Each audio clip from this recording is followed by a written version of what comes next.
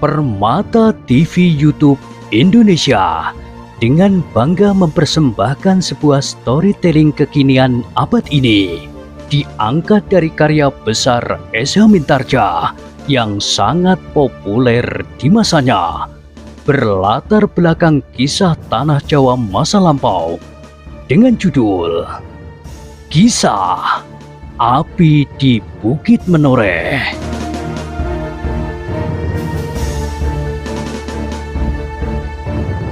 Pada kesempatan yang sangat baik ini, kita masuk pada episode yang ke-586. Selamat menikmati.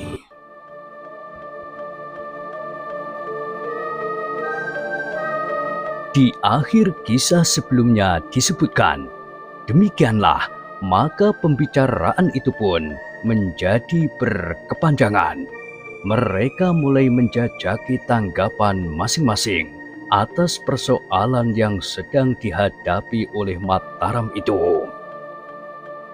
"Kiai," berkata Ki Juru Martani kemudian, "kami sudah menyebarkan petugas-petugas sandi, tetapi tidak seorang pun yang mendapat keterangan tentang pusaka-pusaka yang hilang.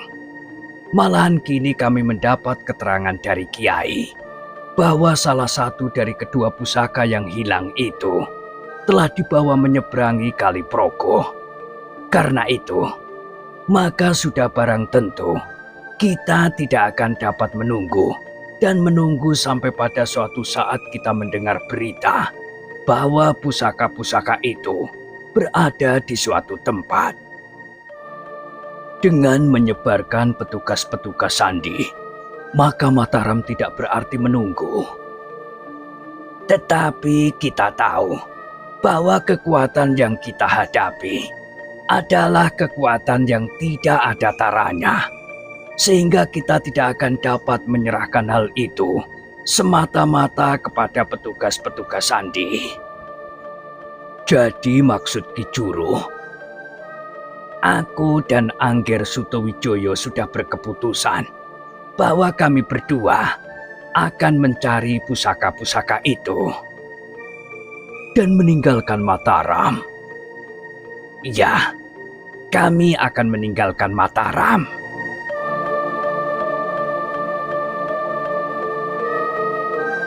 "Ki Juru," Ki Sumangkar memotong, "dalam keadaan seperti sekarang, Mataram memerlukan pimpinan yang teguh. Apalagi jika rahasia hilangnya pusaka-pusaka itu sampai bocor. Angger Sutowijoyo tidak akan melepaskan kepemimpinannya atas Mataram.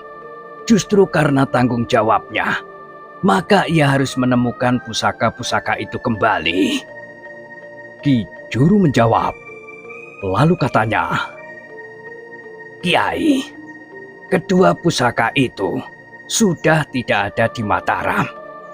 Dengan demikian, Mataram tidak akan kehilangan lagi barang-barang yang berarti selama kami pergi. Adapun pemerintahan di Mataram, untuk sementara dapat kami serahkan kepada beberapa orang yang akan melakukan tugas sehari-hari. Tidak ada hubungan keluar yang penting dan segera harus dilakukan. Kita akan mempertahankan hubungan seperti sekarang ini dengan Pajang, dengan Mangir, dengan Menoreh, dan dengan daerah-daerah lain." "Dan apakah alasan kepergian Angger Sutowijoyo selama ia meninggalkan Mataram?" "Raden Sutowijoyo akan mesu sariro. Ia harus menambah ilmu dan olah kanuragan, bertapa dan menyepi di tempat-tempat yang dianggap mempunyai pengaruh atas pribadinya." Kiai Gringsing dan kedua kawannya termenung sejenak. Mereka memandang Raden Sutowijoyo yang menundukkan kepalanya. Terkenang oleh orang-orang tua itu betapa pada masa mudanya Sultan Pajang yang juga disebut Joko Tingkir bertualang dari satu tempat ke tempat yang lain, dari satu padepokan ke padepokan yang lain. Kiai, berkata Ki Juru Martani kemudian karena Kiai Gringsing tidak menyahut. Sebenarnya lah bahwa Raden Sutawijaya akan pergi ke tempat-tempat yang sepi dan terasing. Bukan saja untuk mencari pusaka-pusaka yang hilang, tetapi benar-benar untuk mesudiri. Ia berhenti sejenak, lalu katanya, di tempat-tempat yang sepi, jauh dari kesibukan sehari-hari, maka Raden Sutawijaya akan dapat merapatkan diri dengan sesembahannya. Maksud Ki Juru, Raden Sutawijaya akan dapat dengan tanpa memikirkan persoalan-persoalan yang lain, mendekatkan diri kepada Yang Maha Agung. Kepadanya lah Raden Sutawijaya akan memohon bagi Mataram, dan memohon bagi dirinya sendiri.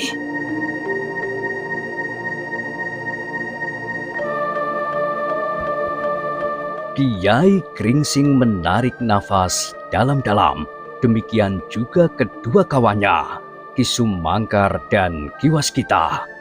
Karena mereka pun beranggapan bahwa semua permohonan seharusnya lah ditujukan kepada kekuasaan tertinggi, kepada Yang Maha Kuasa.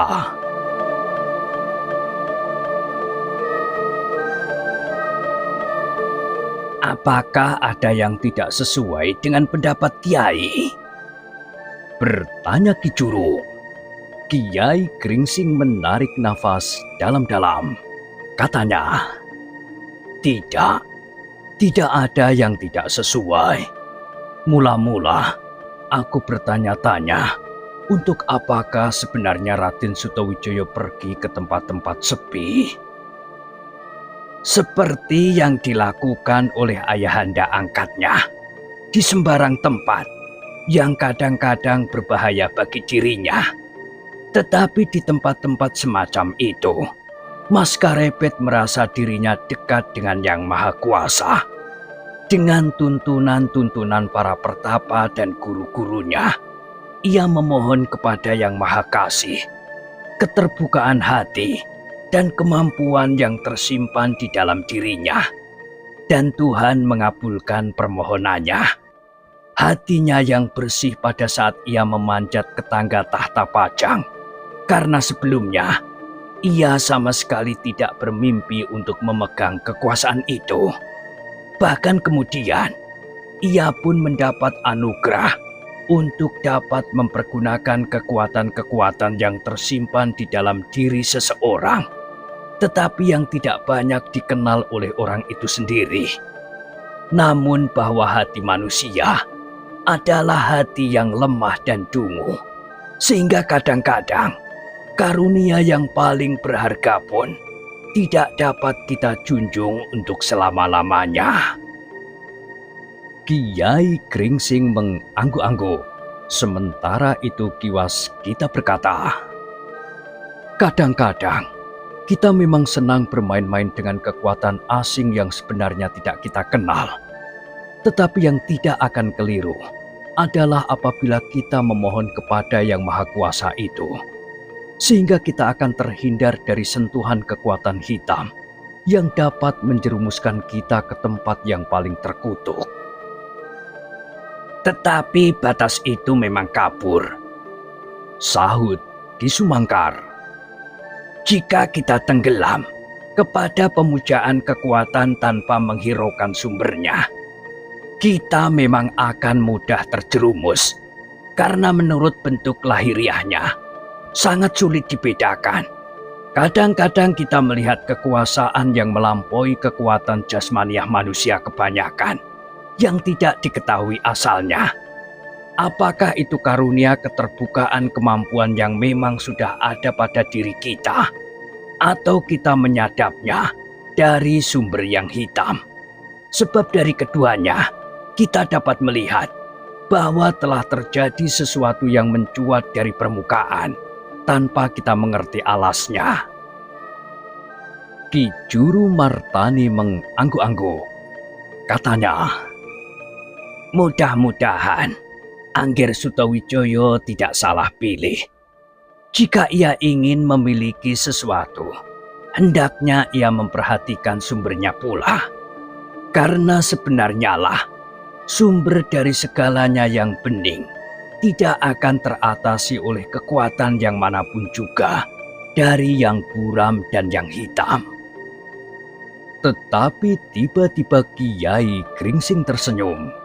Katanya, kita telah terlibat dalam pembicaraan yang khusus, tetapi sebenarnya semuanya itu tidak perlu kita ucapkan, karena Raden Sutawijaya akan pergi bersama Ki Juru Martani, yang tentu sudah dapat melihat jauh, lebih jernih daripada penglihatan kita. Ah, Ki Juru pun tertawa. Bukan begitu, tetapi kami memperbincangkan perjalanan yang akan ditempuh oleh Raden Sutawijaya. Ia perlu banyak pengetahuan dan pengalaman sebelum ia akan memegang kekuasaan yang lebih besar, sejalan dengan perkembangan tanah Mataram.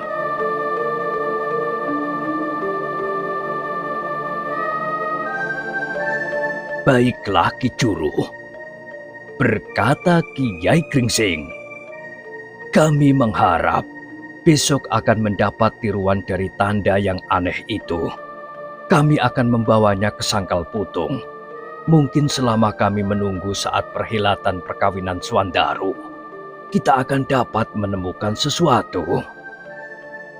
Mudah-mudahan Kiai, sahut Ki Juru Martani. Usaha menemukan pusaka-pusaka itu memang sulit, tetapi adalah kewajiban kita untuk berusaha. Dan sudah barang tentu, kami akan mengucapkan beribu-ribu terima kasih bahwa Kiai sudah terlibat di dalam usaha pencarian itu, bahkan keterlibatan yang sungguh-sungguh. Itu sudah menjadi kewajibanku, Ki Juru. Oh, Ki Juru Martani mengangguk-angguk. Hampir aku lupa bahwa sebenarnya lah Kiai Gringsing sangat berkepentingan. Apalagi bahwa orang yang mengambil pusaka itu menyebut dirinya pewaris kerajaan Majapahit. Kiai Gringsing tersenyum. Ia masih sempat berkelakar.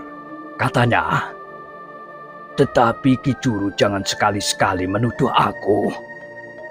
Orang-orang yang mendengarnya tertawa, tetapi betapapun juga masih tersirat kesan betapa berat beban yang harus mereka pikul di hari-hari mendatang. Apalagi bagi Kiai Gringsing dan kedua kawannya yang sudah bersedia membantunya. Mereka tidak dapat mengabaikan hari-hari perkawinan Swandaru. Dan bagi Ki Waskita, hilangnya Rudito yang kemudian menjadi bahan pembicaraan pula dengan Ki Juru Martani. Hilangnya Rudito ternyata merupakan peristiwa yang cukup menegangkan pula. Bagi Ki Waskita, Rudito tentu memiliki arti yang tidak kalah pentingnya dengan pusaka-pusaka yang hilang itu bagi Mataram.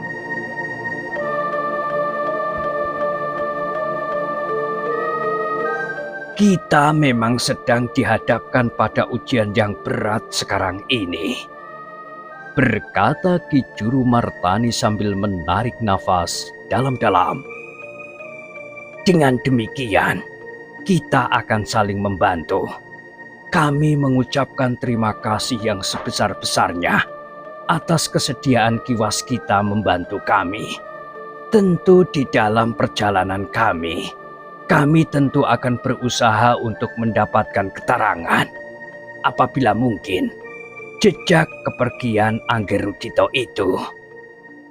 Terima kasih Ki Juru, sahut Ki Waskita. Mudah-mudahan usaha kita bersama dapat berhasil. Mungkin sekaligus semuanya, tetapi mungkin satu demi satu. Tetapi kita sudah berusaha sejauh-jauhnya yang dapat dilakukan oleh manusia yang lemah. Ki Juru Martani mengangguk-angguk, sedang Raden Sutawijaya mengerutkan keningnya oleh bayangan yang beraneka warna tentang Rudito. Ia melihat Rudito dalam keadaan yang kurang wajar bagi seorang laki-laki muda. Meskipun kemudian ia melihat sedikit perubahan pada anak muda itu. Tetapi apakah kepergiannya seorang diri itu bukannya suatu tindakan yang sama sekali kurang bijaksana dan dapat membahayakan dirinya? "Kiwaskita?" bertanya Raden Sutawijaya kemudian. "Apakah Rudito marah atau merajuk pada saat ia pergi? Kemudian seolah-olah ia dengan sengaja membuang diri karena merasa dirinya tidak berarti?" Ki Waskita menggelengkan kepalanya. Jawabnya, "Ia pergi dengan penuh kesadaran. Perubahan yang terjadi di dalam dirinya telah mendorongnya untuk mengenal dunia ini seluruhnya. Dunia yang besar yang terbentang di sudut langit ini, dan dunia kecil dari dirinya sendiri." Ternyata menilik keterangan ibunya dan tanda-tanda yang aku dapatkan, Rudito sedang berusaha menekuni dunia kecilnya jauh lebih banyak dari dunianya yang besar ini.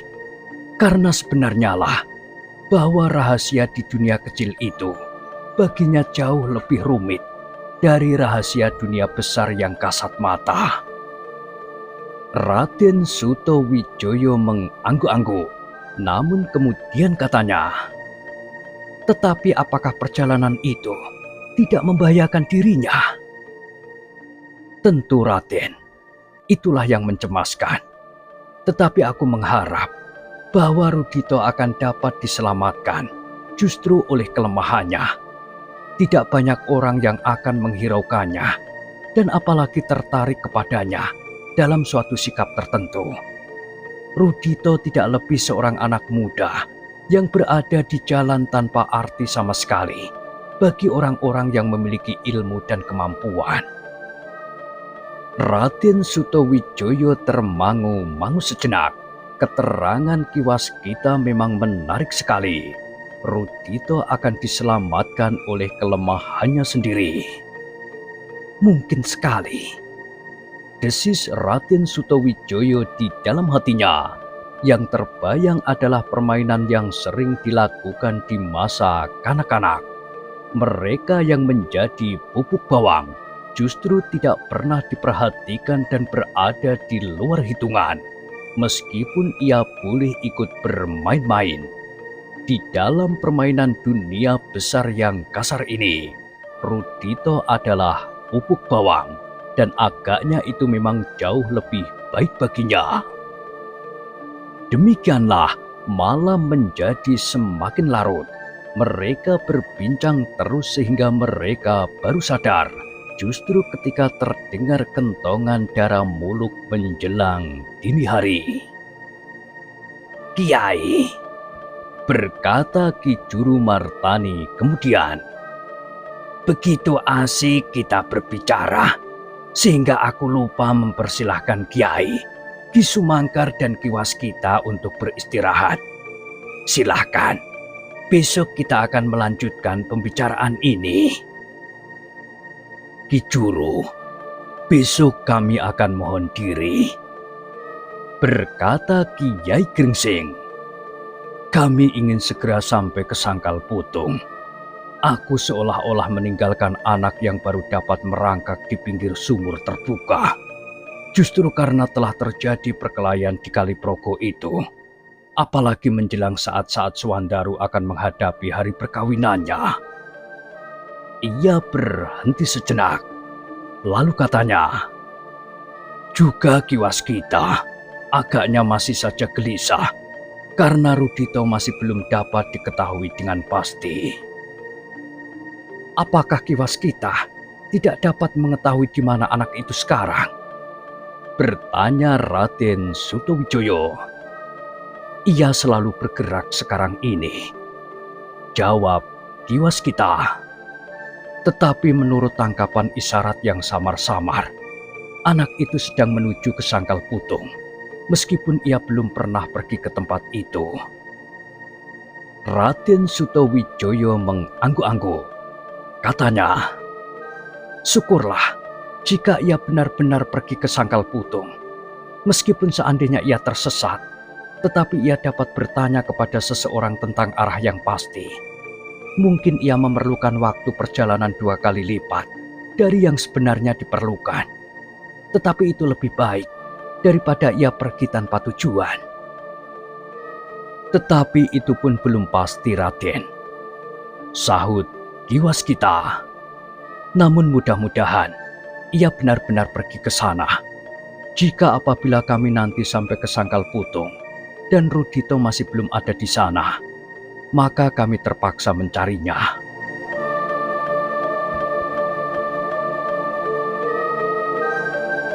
Ki Juru Martani pun menyadari bahwa banyak yang masih harus mereka lakukan. Karena itu, maka ia pun berkata, "Baiklah, kita akan bersama-sama melaksanakan tugas kita masing-masing. Mungkin kalian akan lebih banyak bergerak di sebelah utara, sedang kami akan mencoba menyelusuri daerah selatan. Dari barat menuju ke timur, mungkin kami akan sampai ke Pegunungan Sewu dan daerah di sekitarnya. Mudah-mudahan kita akan berhasil." "Mudah-mudahan, Ki Juru," desis Kiai Gringsing.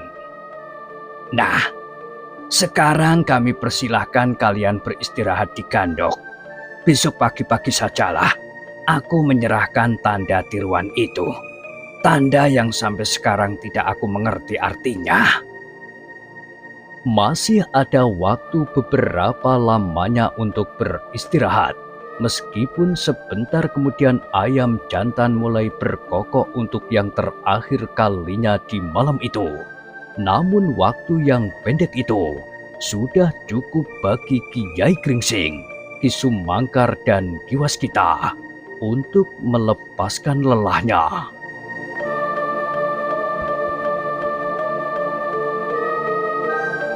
Pagi-pagi benar, mereka sudah mempersiapkan diri. Ketika matahari mulai memanjat langit, mereka telah selesai berkemas dan siap untuk berangkat kembali ke Sangkal Putung. "Kalian terlalu tergesa-gesa," berkata Ki Juru. "Masih banyak yang harus kami kerjakan, Ki Juru," sahut Kiai Gringsing. Namun demikian Ki Juru masih sempat mempersilahkan mereka untuk makan pagi sebelum berangkat bersama dengan Sutawijaya dan Ki Lurah Branjangan.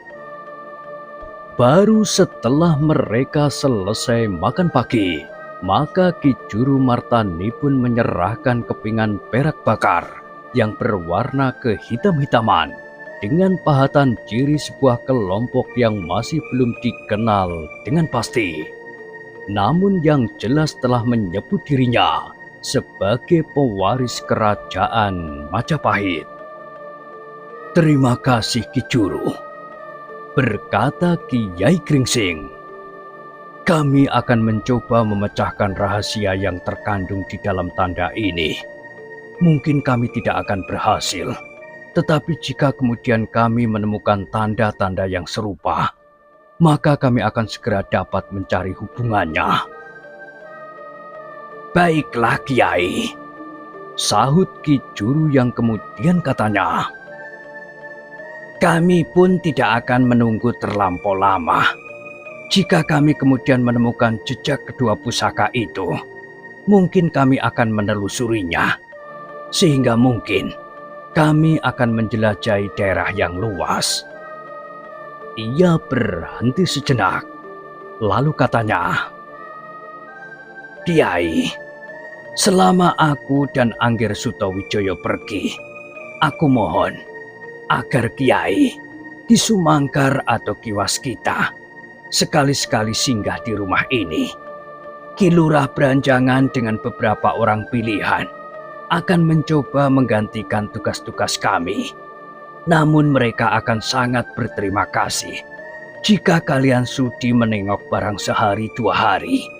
Aku kira bahwa kalian tidak akan meninggalkan Sangkal Putung sebelum hari-hari perkawinan itu.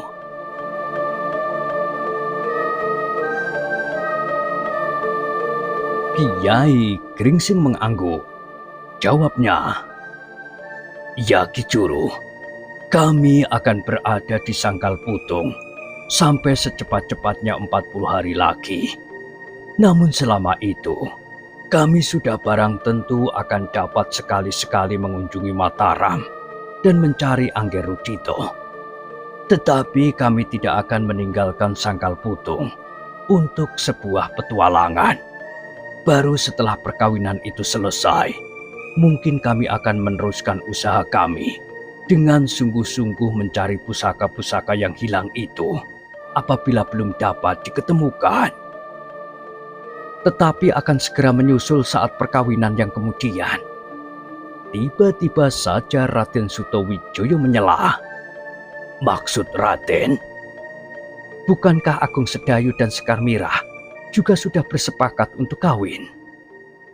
Kiai Gringsing menarik nafas dalam-dalam. Katanya, "Agaknya mereka memang mempunyai ikatan batin.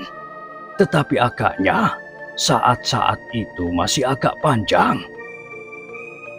Setidak-tidaknya setelah berganti tahun, bukankah menjadi pantangan untuk mengadakan perhilatan 2 kali pada tahun yang sama?"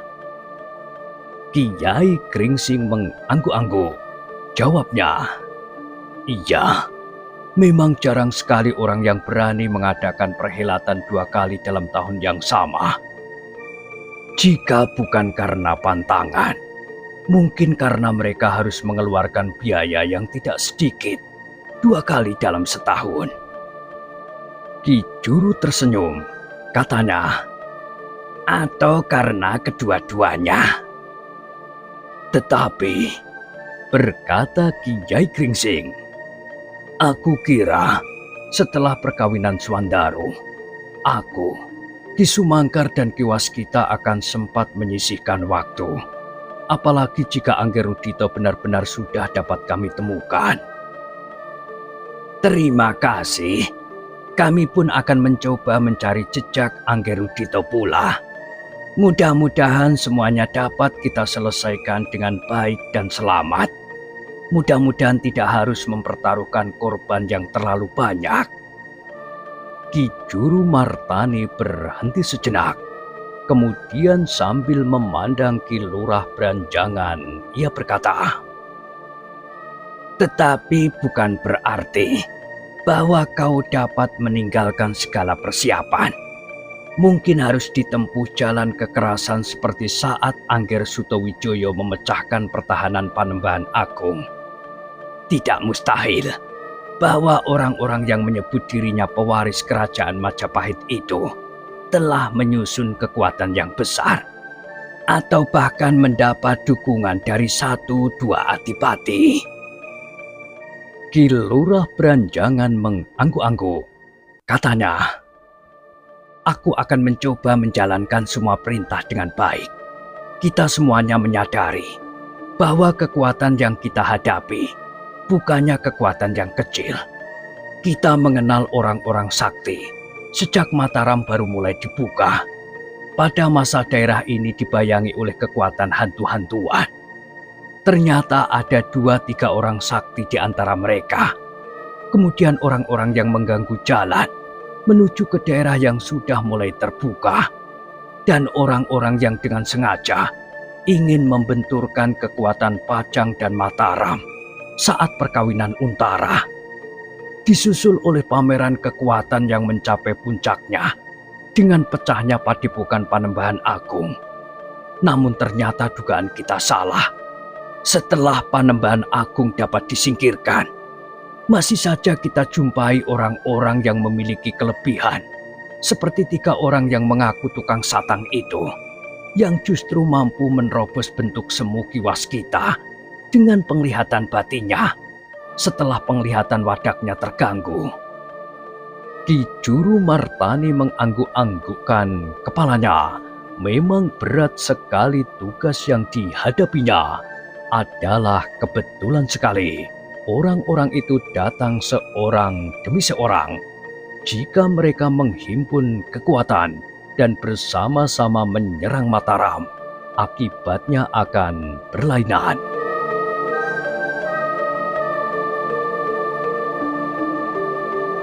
Demikianlah, sejenak kemudian kuda-kuda yang dipergunakan oleh Kiai Gringsing, Ki Sumangkar dan Ki Waskita pun telah disiapkan. Sementara itu, Ki Juru Martani berkata, "Kita akan menunaikan tugas kita masing-masing. Tetapi sebenarnya lah bahwa pokok dari tugas itu sebenarnya bersamaan." "Iya, Ki Juru," sahut Kiai Gringsing. "Jika ternyata kemudian Kiai memerlukan kekuatan pasukan dalam keadaan yang bagaimanapun juga, Kiai dapat segera menghubungi Ki Lurah Branjangan." "Terima kasih. Kemungkinan itu memang ada. Dan yang tidak lupa pula ingin kami pesankan, kami mohon maaf kepada Ki Demang di Sangkal Putung. Mungkin saat-saat perkawinan Swandaro, kami masih dalam perjalanan. Jika kami tidak dapat hadir, kami mohon maaf. Tetapi kami sudah menyiapkan beberapa orang yang akan mewakili Mataram." "Ah, perhelatan itu hanyalah perhelatan kecil. Perhelatan yang diselenggarakan oleh seorang padesan."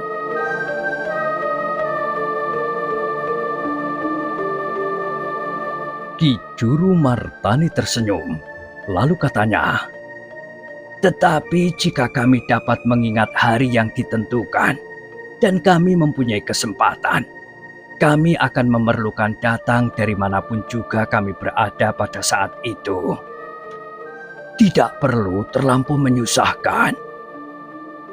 Sebuah petualangan kadang-kadang memerlukan saat-saat untuk mengurangi ketegangan. Di dalam perhelatan yang demikian itulah agaknya kami dapat melakukannya." Kiai Gringsing tersenyum. Katanya, "Mungkin, tetapi mungkin justru akan mengganggu. Namun demikian, terserahlah kepada Ki Juru dan Raden Sutawijoyo. Jika kesempatan itu ada, maka sudah barang tentu kedatangan Ki Juru dan Raden Sutawijoyo akan sangat membesarkan hati Ki Demang Sangkal Putung. Ia akan dapat mengangkat dadanya sambil berkata kepada sesama Demang yang hadir, 'Hei, siapakah yang pernah mengadakan perhelatan dan dihadiri oleh Ki Juru Martani dan Raden Sutawijoyo, putra angkat Kanjeng Sultan Dipajang, yang kini bergelar Senopati Engalogo di Mataram?' Ah, Sutawijoyo menundukkan wajahnya yang menjadi kemerah-merahan, tetapi ia sudah mengenal sifat Kiai Gringsing dengan baik, sehingga ia pun akhirnya tersenyum pula.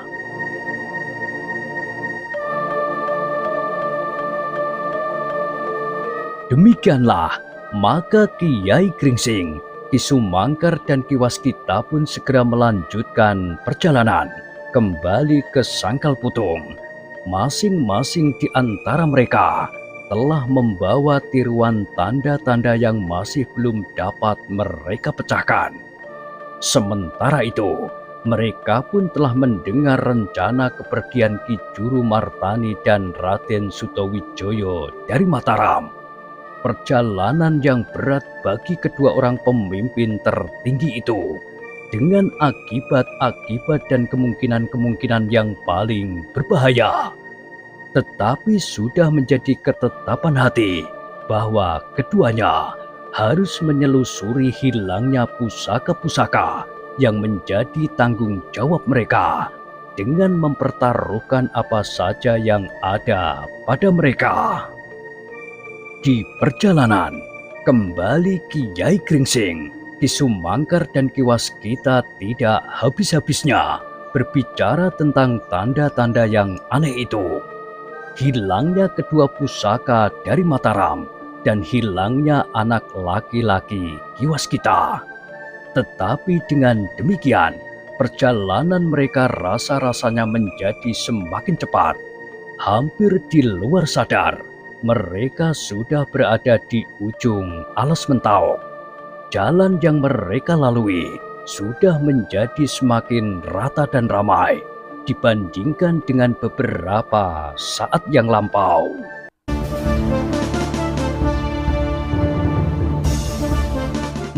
Nah, bagaimanakah kisah selanjutnya? Silahkan ikuti terus kisah Api di Bukit Menoreh pada kesempatan berikutnya. Sampai jumpa.